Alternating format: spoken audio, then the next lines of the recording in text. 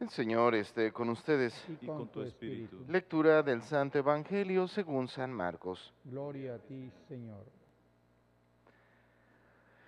En aquel tiempo Jesús entró en una casa con sus discípulos y acudió tanta gente que no lo dejaban ni comer. Al enterarse sus parientes, fueron a buscarlo, pues decían que se había vuelto loco. Palabra del Señor. Gloria a ti, Señor Jesús. Siéntense un momento, por favor. Bueno, hermanos, continuamos nuestro caminar y el día de hoy nos encontramos ante una noticia un tanto controversial que recibe David. Se le ha notificado que en la guerra ha muerto el rey Saúl y su hijo Jonathan. Y digo que es una noticia controversial porque no podemos dejar de lado que que Saúl había sido un mal rey, si así lo queremos entender, que abusó constantemente de su poder. Y es contradictorio porque es curioso cómo David recibe esta noticia y la reacción que tiene ciertamente no es la que todos podríamos esperar. ¿Por qué?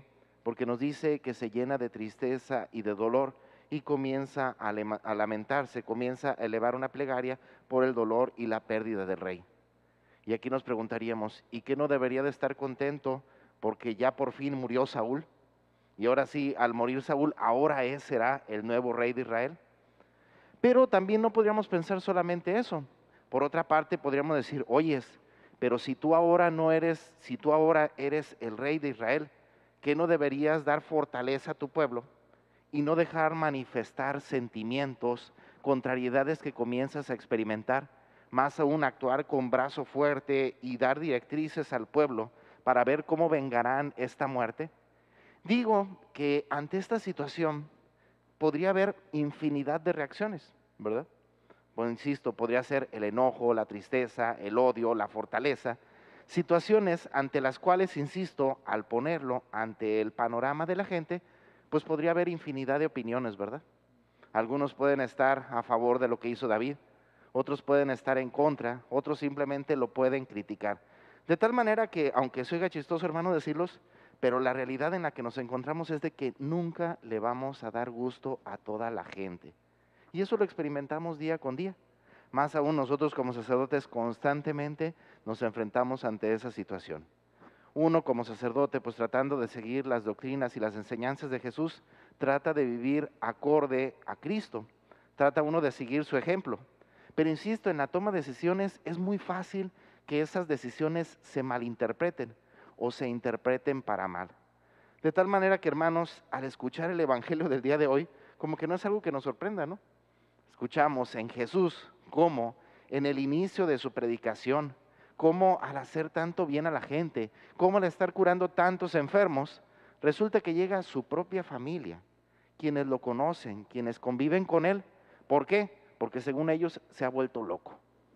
La manera de actuar, la manera de proceder de Jesús no va acorde a los intereses personales, incluso de su propia familia. De tal manera que, insisto, es juzgado como loco y por consiguiente deben o buscan tomar medidas diferentes. ¿A qué voy con esto, hermanos? Bueno, en la vivencia del Evangelio, por desgracia, pareciera ser que nunca le vamos a dar gusto a nadie. Por más que tratamos de hacer las cosas acorde a la voluntad de Dios, siempre habrá opiniones y críticas diferentes. Y a mí a veces me sorprende, hermanos, cómo en las redes sociales, cuando encuentra uno alguna noticia, hay muchas noticias de carácter católico, que disculpen la expresión, pero son muy sensacionalistas, ¿verdad? Pareciera ser que lo único que les importa es la nota y por desgracia tenemos el mal hábito de que al ver las noticias solamente vemos los titulares, ¿verdad? Me pongo a pensar, el día de antier se publicó de parte de una investigación que se hizo en Alemania, en la cual se decía que durante un largo periodo se estuvieron analizando casos de pedrastía que aparecieron y bueno, ciertamente hubo un periodo en el que el Papa emérito Benedicto estuvo involucrado, ¿verdad? Involucrado específicamente, aquel era cardenal en aquel entonces de ese lugar y por consiguiente fueron 3 años en los que podríamos decir que ante ese tipo de delitos él era uno de los primeros implicados en cuanto al control, en cuanto a que él era el obispo responsable. Situación a lo cual el Papa en su momento remitió y procedió legalmente con lo que se debería de hacer. Podríamos decir que el Papa, pues ciertamente, él tiene que actuar castigando o buscando penar el delito que se ha hecho y remitirlo a las autoridades, como se está establecido en un protocolo que incluso él mismo creó. Situación que podríamos decir que desde el ámbito jurídico estuvo bien hecha. ¿Cuál es el detalle? Pues que la noticia ya aparece, estuvo involucrado en.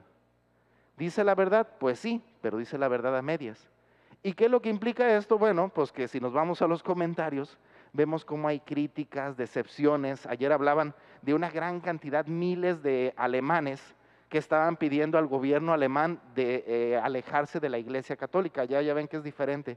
Allá las iglesias, ellos hacen una especie de filiación y la gente apoya económicamente a las diferentes iglesias. Entonces había un buen grupo de católicos alemanes que ellos ya estaban buscando dejar su filiación a la iglesia católica. Pero a lo que voy es que volvemos a lo mismo. A veces nos dejamos llevar solamente por notas, por lo que aparentemente se ve y no vamos a la verdad. De tal manera que como iglesia, pues en este caso vemos el golpe tan duro que recibió la iglesia y por situaciones que podríamos decir que no tienen razón de ser o no tienen fundamento o simplemente manifiestan un profundo desconocimiento. Ante esta situación, pues a lo mejor podrían decir muchos sacerdotes, y aquí quiero referirme a ello, incluso a muchos cristianos, pues entonces, ¿qué estamos haciendo aquí, verdad?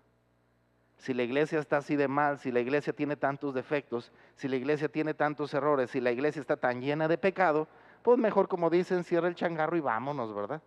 La realidad, hermanos, es de que tenemos que ser conscientes que si estamos aquí nosotros, no estamos por el parecer y por la opinión de la gente. Estamos aquí tratando de vivir el Evangelio de Cristo. Y como Cristo mismo lo dijo, si a mí me han perseguido, a ustedes los perseguirán. Bueno, hermanos, pues pidamos a Dios de manera especial en este día que dé fortaleza a tantos cristianos que por diferentes situaciones se ven lastimados o heridos por los errores o pecados de la misma iglesia, o errores y ataques de personas ajenas a la misma que solamente buscan destruirla. Al final de cuentas, lo importante aquí no es la iglesia, lo importante es Cristo. Como iglesia somos solamente un medio, pues pidamos a Dios que este medio, que este barco, que este tren en el cual nos encontremos, siga guiándonos a la salvación, siga guiándonos con la esperanza de volver a encontrarnos verdaderamente con Cristo. Insisto, hermanos, Cristo mismo lo dijo, si a mí me han perseguido, a ustedes también lo perseguirán. Si a Jesús, su propia familia, decía que estaban locos, ¿qué dirán de nosotros, verdad?